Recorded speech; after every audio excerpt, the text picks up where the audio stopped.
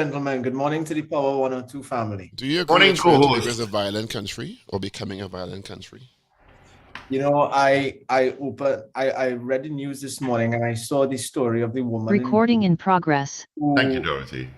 had her head, she was violently beaten to death. And to think that these things are happening unchecked across the country, it gives the average citizen a real pause for what's taking place right now, because we have the conditions that are lending to tensions across the country. So I would agree with the assessment. However, I would go further and say that we need to deal with the situation and confront it in the homes, with the families, the parents, because that's where it starts. It starts with the family as a unit. It also starts with law enforcement and interventions. I beg to differ slightly on that take, because I know a lot of people say it and repeat it, that it starts in the home and it starts with families. In a lot of people instances, they don't have families, and they are violent. So unless we broaden the perspective of what we say a family is, Well, you understand? For some maybe people, they're it has violent nothing because to do they with the don't have family. families, they don't have that support, they don't have that training, they don't have that socialization. Maybe the family that they thought they had abandoned, and maybe they have a dysfunctional family. But everybody has a family. It may not be a family they live with, but everyone has a family. Yeah, I agree with that, Paul, because when you consider that Yeah, the well, people have grown up with a father figure or a maternal figure, the what they know in their adulthood and this aspect of how we urge people to heal, it comes from that. Whether you grew up in foster care, whether you grew up without any parents, what you knew in your early years But no define. one grows up without any parents. Parents may not be biological parents, but no one goes from being born to 10 years old without somebody in their life. We're not wolves. We don't grow up on the street foraging. Yeah, it go, yeah. well, yeah. Foreigners are kind of strong with it. Yeah, but when people say no one has a family, there's no child in Trinidad and Tobago that I know that is born, is put on the street, or is left alone and grows up alone. Someone is in that child's life. It may not be a Right. functional, productive family unit, but someone is influencing that child. Someone is raising that child. Someone is Right. socializing and teaching that child. So there's no situation where that child is not being raised by somebody. It may not be in a productive way, but no child grows up alone.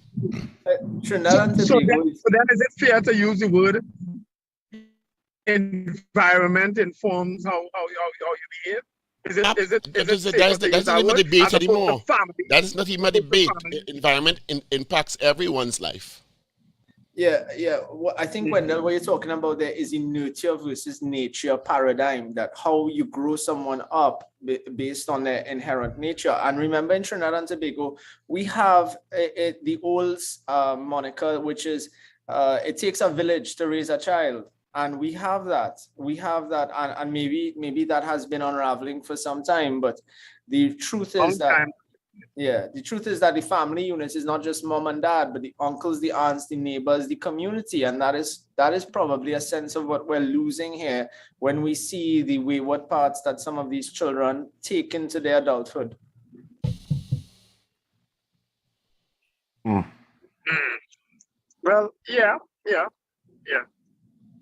You So see, does it Well, also go to the does it also go to the discipline of the society as we're talking about it? Because a lot of times we see there's a narrative that says Trinidadians and Tobagonians are indisciplined as a people, etc., etc. You hear that narrative. Um, I don't know how much of a truism it is. Is that really true or not? Are we really that indisciplined or not?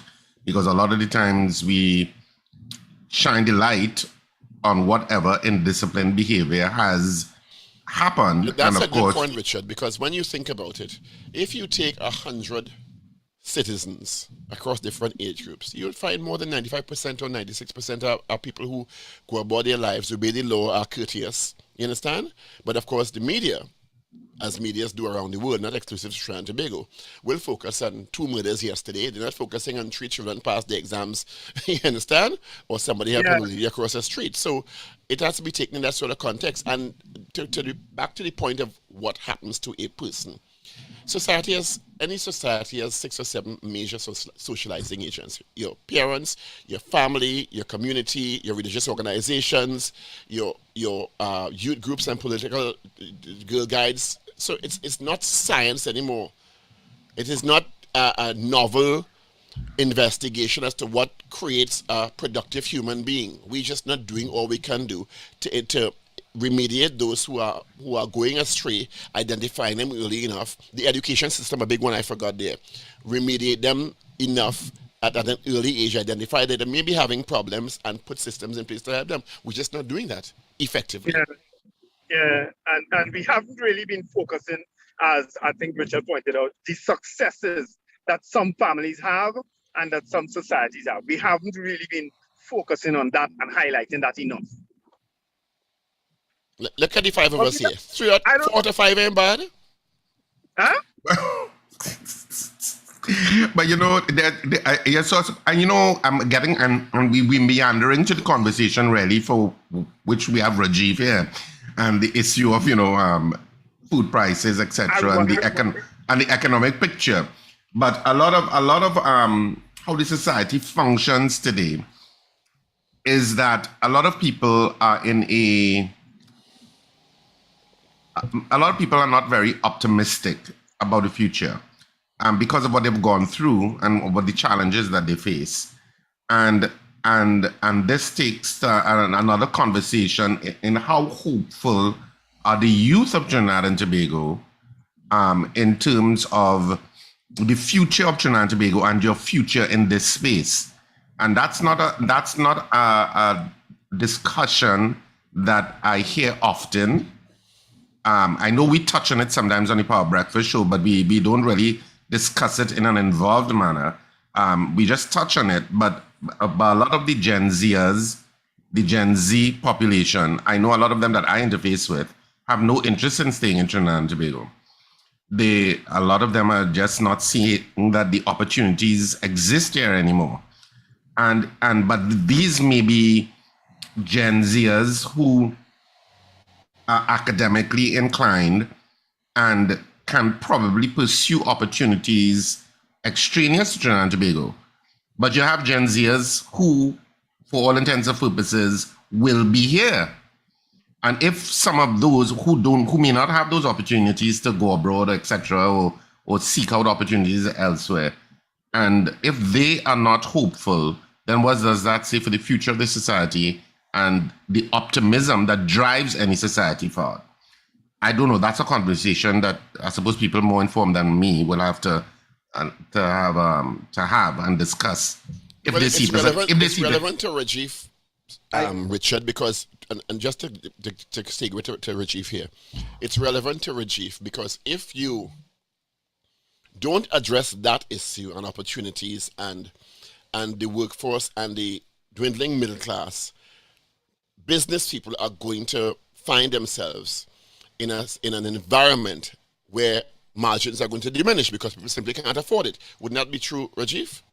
Yes, you're very correct, Paul. And Richard, you raised so many pertinent, hot front burner issues this morning that really place a microscope on what the social situation is right now. Because when we consider that the brain drain that you're talking about is taking place, because we're seeing it from within our sector, within the business community, within the up and coming graduate community, because I've recently engaged the University of the West Indies in a tertiary young leaders program to try to get the brightest and best, and not even the best, just get some of those business graduates that are going to be coming out of the social sciences faculty into the workplace straight away for internships and that kind of thing, because we want to capture that talent in the sector. And what we're seeing is that talent is opting out of Trinidad and Tobago. I mean, you could look to Canada right now and you could get papers in 8 months. They've been advertising very aggressively, and people are pursuing exit strategies. So when we consider that is taking place and that there are no more opportunities. When we look at the traditional professions, we look at law, we look at medicine, we look at accounting, we look at engineering. Given what's taking place in the petrochemical sector, can we say there's a future for engineers? Can we say that are there too many lawyers in Trinidad and Tobago? I've been told so. Are doctors getting longer contracts? I've been hearing it's much shorter.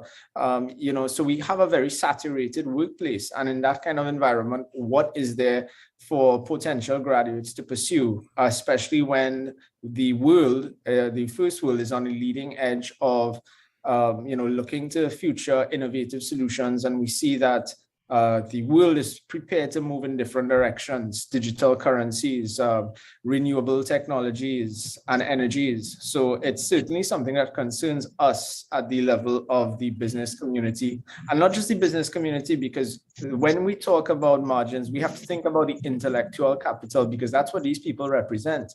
These students, these potential losses are what our future should be. And for Trinidad and Tobago to remain successful or to continue to be a beacon in the Caribbean, we need to have these people here.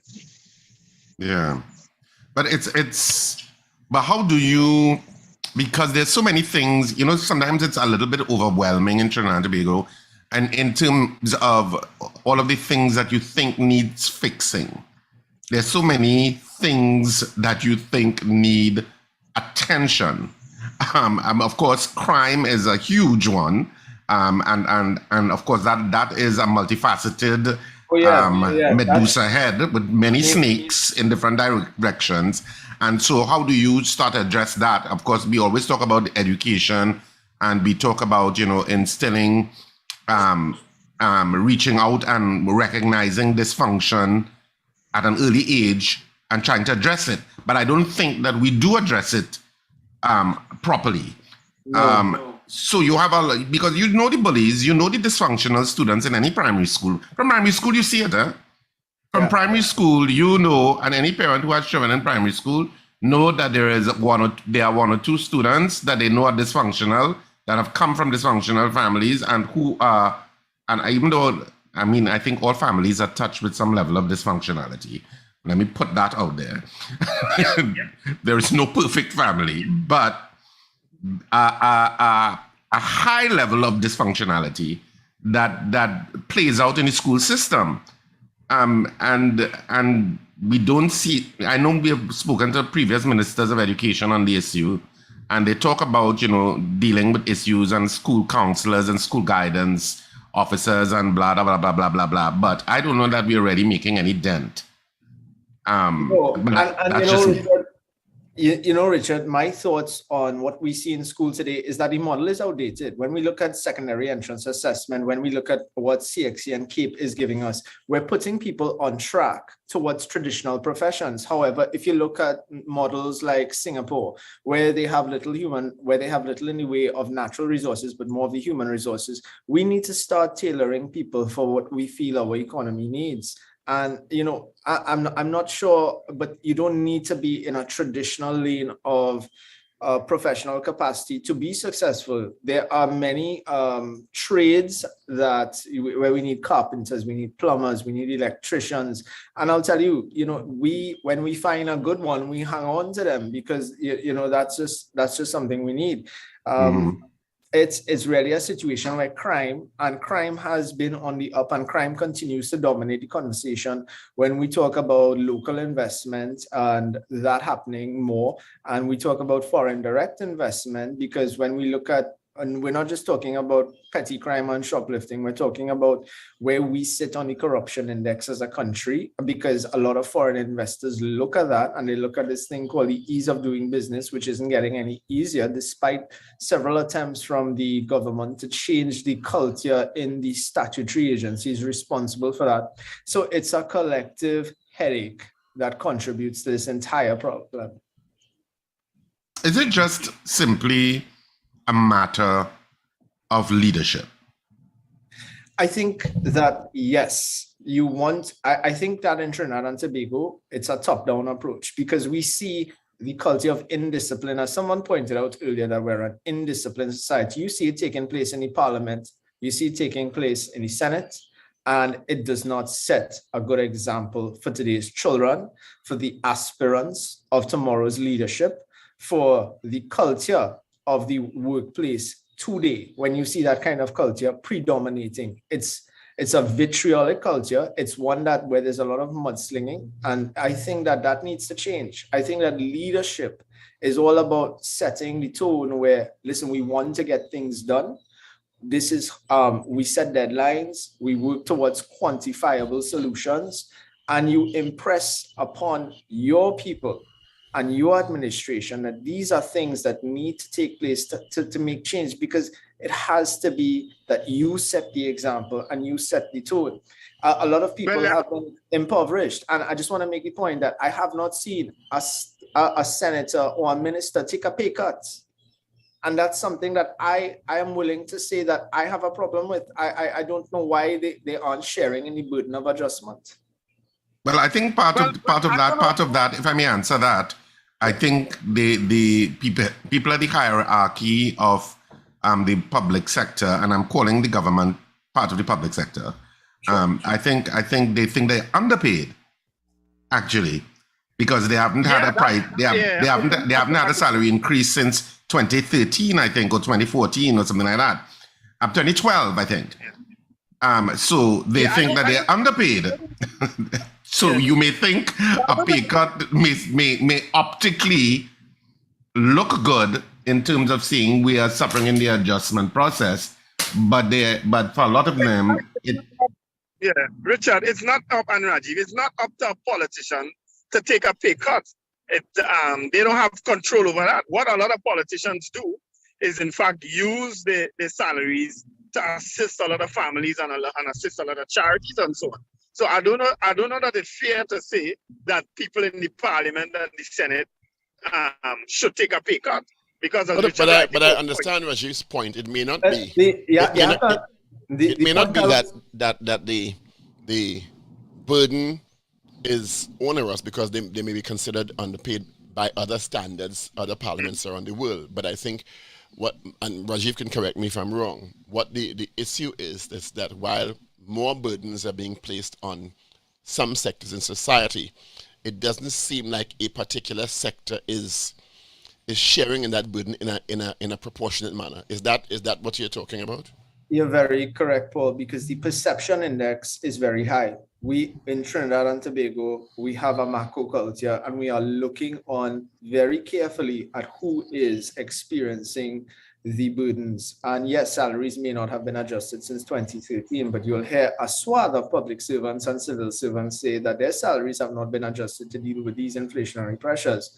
However, throughout the pandemic, when essential, non-essential, etc., these the actors in the government at no point in time ever experienced a loss of earnings. So you have to understand from where perception sits at the level of society that Let me throw that question back to you and the supermarket industry, because the supermarket industry is largely dependent on particular markups so that they can make a profit, so that they can pay their bills and make a profit. Has the supermarket industry ever, or will they ever decide, listen, instead of a 20% markup, let me do a 15% so that I don't have to raise the prices? Is that it? Because that's what you're asking the politicians to do, aren't you? No, well, Wendell, I'm going to make a very simple point here. If you're a business, and yes, some operations can afford to, but the average businessman in this country, and I say the average businessman, has bills to pay. They have mortgages to pay. If you have those things, then you need to know what your cost of operation is. And because it's not really about profits, when you are the shareholder of a business, the last person to get paid is yourself. You have the obligations to pay all your debtors first, including the banks. And I want to point out that the banks, whether the price goes up, the price goes down, they are the ones that make the most from any spread. And they are the first to whom our obligations come due, right? Well, now the issue of margins and markups is really a cost of covering business. If I have 100 employees, they have to get paid. If I have state and statutory bodies like OSH, health, all these things that come at a cost, I need to pay those bills. And that is what people not seeing, that it is a collective that we have to service first. So it's not really about our margins and markups, the reality is everything across the world has just become more expensive. We are talking about this against the backdrop of an invasion, a war. That is the biggest armed conflict since World War II that has threatened the global food supply. We're talking about Russia and Ukraine. We're talking about 30% of wheat. We're talking about 25% of the world supply of corn. We're talking about key inputs into the supply chain when we talk about 50% of the world's basic products. So we could talk about our problems here, but what that war has done has thrown a microscope on our issues: the lack of agriculture, the lack of the food security, the ability to feed ourselves, which is why we're in this import crisis, where we're looking for the foreign exchange, where we're looking for the best goods at the best prices to make sure that we could still nutritionally service the people of Trinidad and Tobago, and as well as the social tensions that come with it. So I'm glad you mentioned that, Rajiv, because there's an economist, I forget which one, who made a comment about that statement that the import bills are getting higher. The foreign exchange crunch is impacting the local merchants, the retailers, etc. And the question was asked, because it has been asked before, how much of that import bill is really necessary? How much of that import bill is basic food items that we need? Has there been a disaggregation of the luxury items that we're importing as part of that $5 billion, is it annual or monthly? I forget after a while.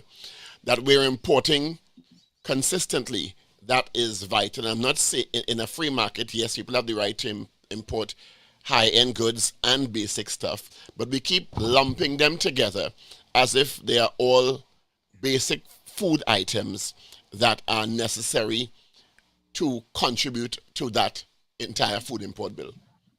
You're very correct in that when you consider the import bill, what really, and I think a further examination of the diets of what we consider to be essential, because some people will tell you that these things are essential, but in reality, it's not, right? So what ended up on the luxury list is what was considered to be, from a luxury standpoint, not like when we think about steak, we think about shellfish and prawns, and the berries, etc. So what this situation really has forced us, Paul, into a corner is to look at internally our food security, because now we have to consider that we have a situation where we need to look at those at our own land space, where we have those acres that are set aside for a day like today, and we have to find solutions to increase agriculture. I believe the economist you're talking about is Dr. Hossain. He's a big advocate of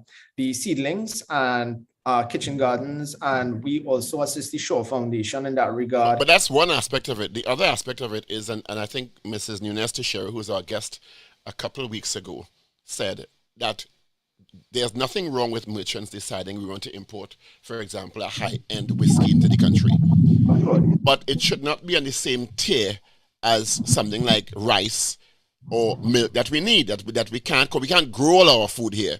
And there should be a tiered system for people who want that sort of stuff and who feel they can afford it to pay more. Well, that's part of the demand and supply equation, and that's a very sensitive topic when you get into that space, gentlemen, that you find that when the government starts to get involved with what's really essential and non-essential, you have that ability to distort the market and create further distortions. But when we talk about the ability to feed ourselves, right, there are some basics that are very certain, right? We talk about wheat, we talk about corn, we talk about those basic inputs into manufacturing and food production that we consider essential when we consider rice, sugar, flour, oil. That is what we need to be thinking about. Interestingly enough, the Russian-Ukrainian economies account for 50% of the world's commercial frying oil. Now, that's a big problem when we consider that the soybean and the rapeseed oil is not being put out. So what does that mean for the rest of the world? It means that other countries that are producing now have to find a way to ramp up their productivity. Countries that were not producing altogether are considering getting into the space of production, which is what I strongly suggest we consider here in terms of agriculture, agro-processing, and manufacturing when we think about the future, because the short-term solutions, guys, is to pump more foreign exchange into the system over the next year, which they've already said, yes, we're going to make that available via the Exim Bank. There's going to be US dollars available for the critical items list, which has been covered in some detail. But where does that carry us beyond the next year? So we have to find solutions, because cycle of production takes time. It takes time to plant land. It takes time to reap the products. It takes time to get it into the manufacturing system. When we consider that fertilizers, because Russia and Ukraine is such a big fallout, the potash and ammonia supply from these economies are huge. Right now, fertilizer goes up. It's a low input into the final cost of production for a single product, but across the board, that's a huge increase, because we've already seen it with the egg farmers. We've already seen it with some of the poultry farmers. So there's increasing concern about where this situation goes, because we thought the Russian invasion was surreal, but I think we're at the head of 3 months right now. So it really depends. How long does this last? Yeah. You know, I'm hearing you, Rajiv, in terms of all of these issues, and these are not new issues in terms of the conversation space in Trinidad and Tobago. The issue of agriculture, the issue of food security, these are issues that crop up from time to time, sometimes more hyped, sometimes at a low level, but it's always there, somewhere circulating in the background. And our ability to translate into action in many things, of course, is one thing. I mean, you mentioned flour, sugar, and oil. Of course, 3 things that are not necessarily that great for you in terms of diet, but we consider them essential. And you see that our obesity rate is at a pretty high level in the Western Hemisphere, in the top 5 certainly, and yet we don't do anything about it. Right. So the government will say, yes, let's make flour, oil, and sugar cheaper, as cheap as it could be, because we want more obese people. Because it's like this never-ending wheel of chaotic madness that governs Trinidad and Tobago in a kind of way that interconnects in keeping us. I hear you loud and clear. That's a 2-pronged problem, right? So, so the thing about it is that these non-communicable diseases that we talk about, where high blood pressure is concerned, where obesity is concerned, these are big problems for Trinidad and Tobago, because we have a population that is now relying heavily on CDAP, and that's more pressures on an administration that has to provide for these ill persons. So how do we treat with that? I've seen the Ministry of Health try to treat with it, but from a consumer standpoint, when we consider flour, oil, and sugar, now I think I've had this conversation with you guys before, the alternatives with flour, there are good alternatives, healthier alternatives that could lead to less of these morbidities that we consider non-NCDs. But if you tell a consumer cassava flour, potato flour, almond flour, Edo's flour even, they aren't as receptive to it as the mainstream flour that's in production. And that's something that is perhaps not, that there hasn't been enough of a health focus to make a real shift, because it's up to the consumer to really push these things at the forefront. I agree with you. And I agree with you, but a lot of the eating healthy in Trinidad and Tobago is not cheap.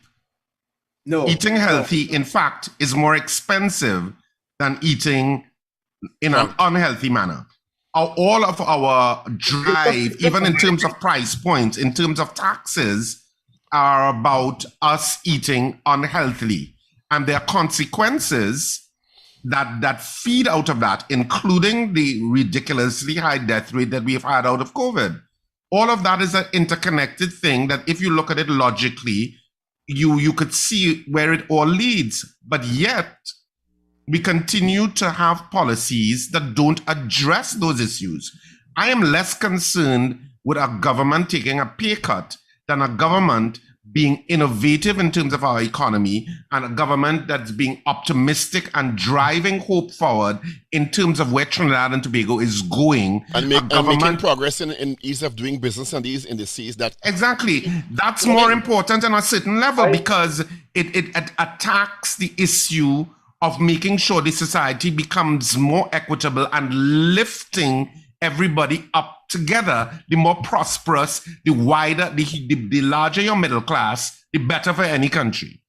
I 100% agree with you, Richard. I think that people need that message of hope and optimism, because regardless of if we're going, if the world is at war right now, we need a message of hope in this twin island nation and in the Caribbean. We need to have some form of equity and leadership. As you say, innovation is the way forward, because I think that's the message. When we consider all the issues we've discussed this morning, from young people come forward, I think that really gives the hope. And we want to see some of that optimism trickling down to all aspects of the state, because that will translate into something that's more fluid for today's citizen. Is the association monitoring since the raise in the fuel prices? Is the association monitoring since the raise of fuel prices the possible commensurate raise in prices on the shelves? Well, it's week one of back to school, Paul, and it's week one of a situation where we've seen for me at least, more people than ever, more cars in bumper-to-bumper traffic morning and afternoon. And it's been, I think that what suppliers and even supermarkets are looking at, and the average business, is that, what does this mean when we think about how this is for a sales environment?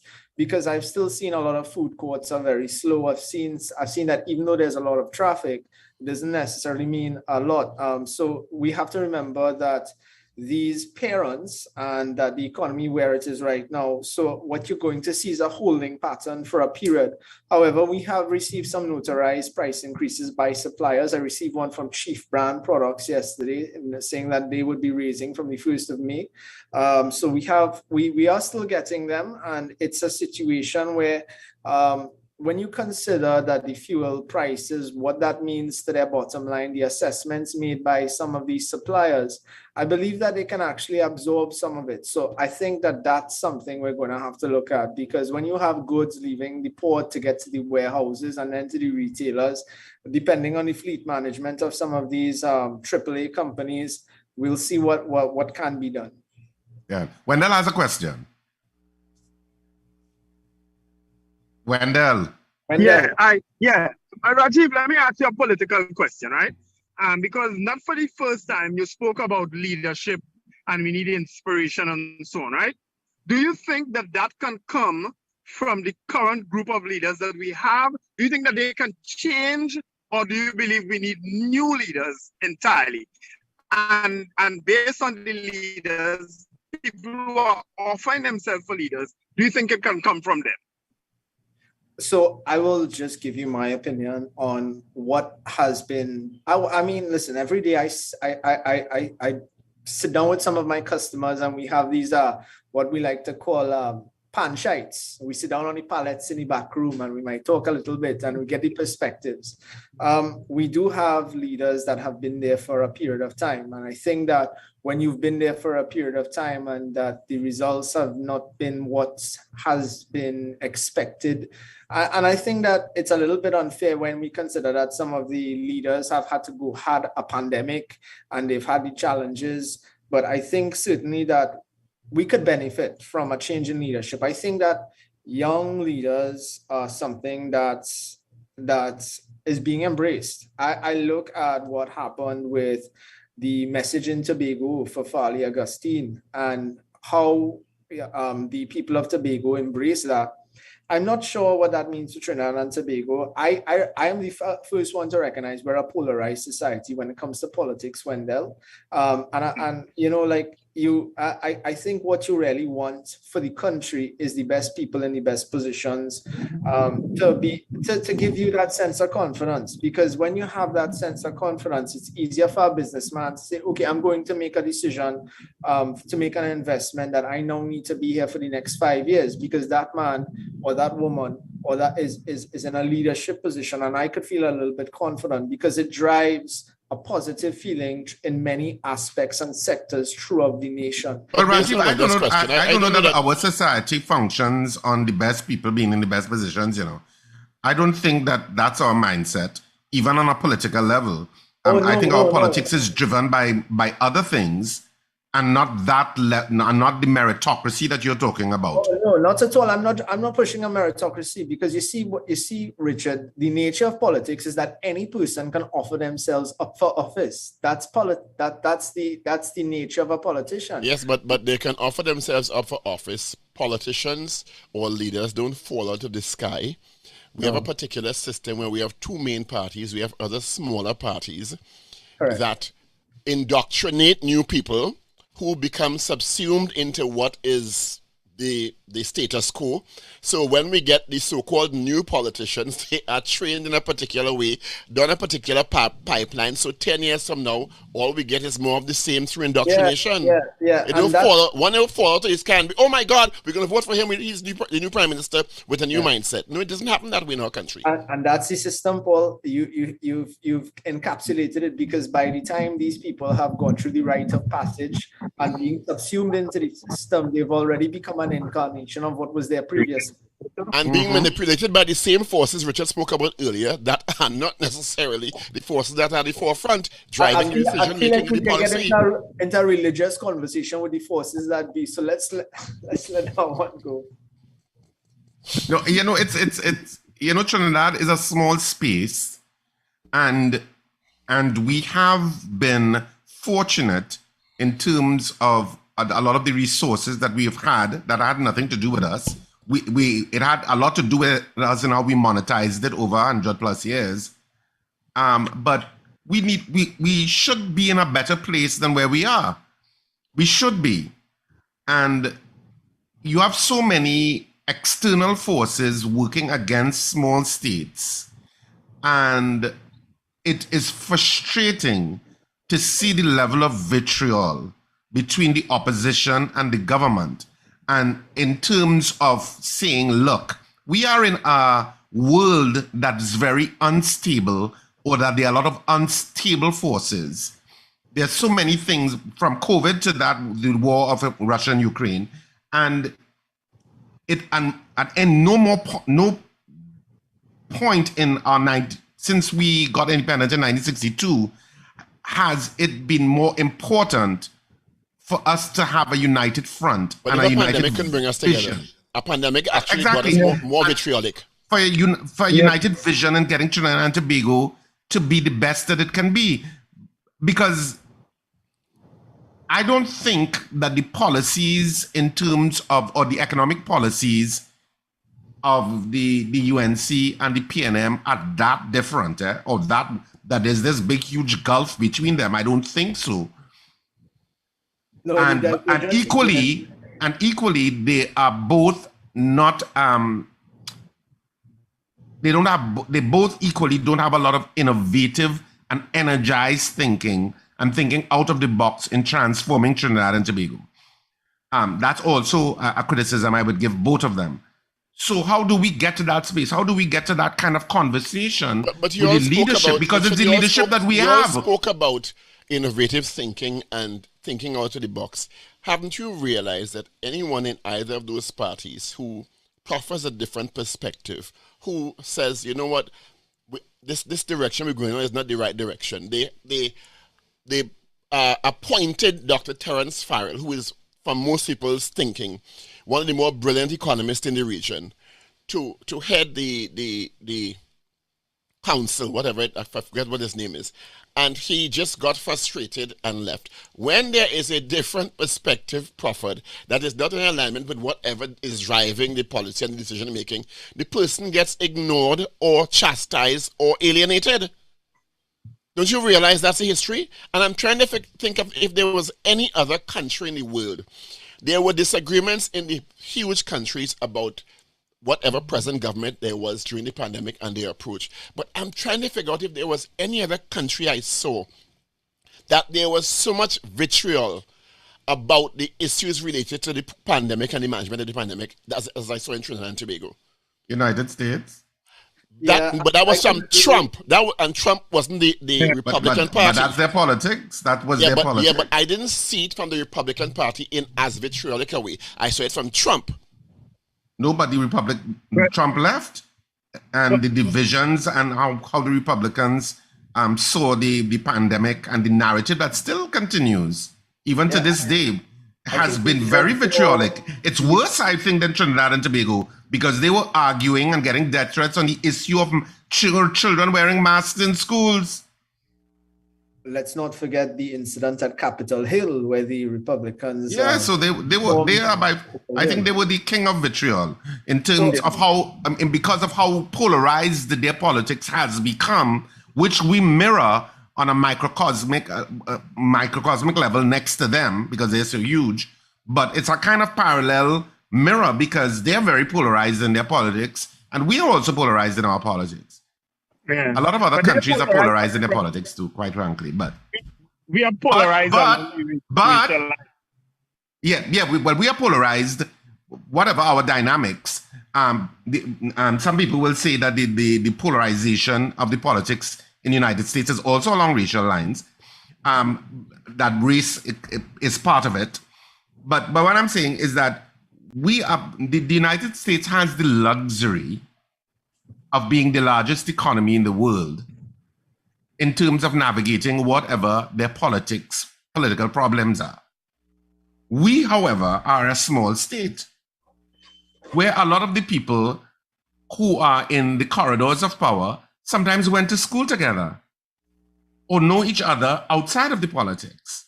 Yeah. In a very tangible way, because we are a smaller space. And in a smaller space, you have to look at what the advantages are of being in a smaller space and utilize those advantages to maximize your survivability and sustainability in an increasingly, difficult planet. And you can only do that with a certain level of unity of purpose. And you don't see it. And it is frustrating, I think, from if not the majority of Trinidadians and Tobagonians, I think are frustrated with the politics being a solution in terms of enhancing our quality of life. And it should be an enabler or providing the avenues and opportunities for people's quality of life to lift and how organized and productive we are as a society. But whoever is in power seems to be failing miserably since 1962. Rajiv, what can we expect in the next couple of weeks? What do you think from your perspective? I think the next couple of weeks, and I agree with you, Richard, before I get into it, I think that leadership sets the tone for the individual to be empowered to act. At the level of party politics, you need to be able to have a strong team that you have faith in that can deliver on the mandates that are given to them, and that there should be some more purpose of acting together. However, the world as it is right now is a crazy place, as we're seeing in Europe, as we're seeing around the world. And let's not forget that there are many other conflicts in many other countries taking place simultaneously. So it's certainly not good in that regard from a leadership perspective. In the next couple of weeks, we've seen that the situation is showing no signs of abating. I think that when we consider where Trinidad and Tobago is right now, and I think it's important to couch this in perspective that things are relatively good in Trinidad and Tobago when you compare it to other territories. And these are conversations I would have had with suppliers of goods as well as other actors in the business community. And you consider that our shelves have not run dry. We've been able to ensure that import substitution has been effective so that where customers may have missed some brands of goods that has been replaced, where we see that, yes, the food prices are going up. We're also working with actors in the school feeding program to work on a nutritional food basket to make sure that there's a certain price point available for the customers.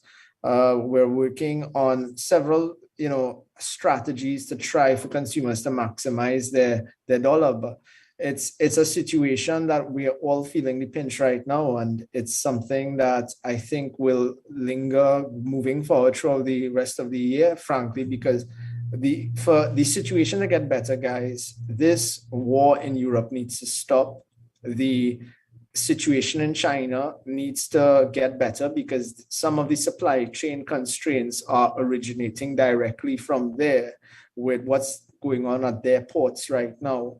And we are reacting as an import-dependent nation to these externalities. So a lot of what takes place, I can appreciate the average consumer will not appreciate because it's something that they come into the store and they see the price go up in a week or two. And I have to say that this has been the most abnormal year on record. I thought 2020 was bad. I thought 21 was worse, but it doesn't seem to be getting any better right now. Any better. And you're right, because when I go to the supermarket, because I am generally will go to supermarkets from time to time, and there are certain products I will buy, and every time, and over the last couple of months, every time I've gone back, those products have gone up in price. I mean, a couple dollars, and it's like, what the hell is going on? So what you're saying, Rajiv, is that we can't expect any improvement in the short term at this point. You remember that this is a supply and demand situation, so that where the goods, remember that there are other countries, other territories vying for the same goods that are now shorting, because we've had a situation where let's call it, we're exiting COVID, and I say that quote unquote because COVID is still a thing, and that we have these situations where factories and manufacturing entities have to get back to levels of production pre-COVID, and they have not been able to hit those heights as yet. And there's been a lot of reasons for that. Besides their own challenges with COVID, they now have this war to deal with. And I go back to this war because we're talking about key inputs. We're talking about wheat. We're talking about corn. And let's not forget that 2020 and 2021 has seen some of the most adverse weather conditions affecting North America, Latin America, and Europe, with some severe drought claiming entire fields of production. So we've had situations right now where even the North Americans themselves are saying, we're not going to do biodiesel anymore because we need that corn to feed ourselves. So it's a level of triage for several economies right now to really identify how is it that we improve our own food security, which takes us back to the narrative of do we put a focus back on agriculture inside Trinidad and Tobago? Maybe do we look at some level of processing inside of Trinidad and Tobago? What can we do on a local scale to improve our own odds against hedging against these price increases? If you ever needed a replicator, it's now you needed it. Yeah, you should talk. Yeah. All right. Rajiv, Diptee, I want to thank you so much for being on the Power Breakfast Show this morning. All the best and be safe. And let's keep those prices down. Oh, gentlemen. Rajiv, Yes, I have a question. Do you have any political ambitions? Gentlemen, I leave you there. And I want to say to Trinidad and Tobago. He didn't say no. He didn't say no, huh? That's a correct answer, Rajiv. That's a nice political answer. Hey, guys, have a good weekend, Trinidad and Tobago. All right. All the best to you, Rajiv. Be safe. But you know what's interesting? Thank you. That the political system doesn't seem to enable people like Rajiv, and there's so many people with that kind of mindset who clearly are about Trinidad and Tobago and not about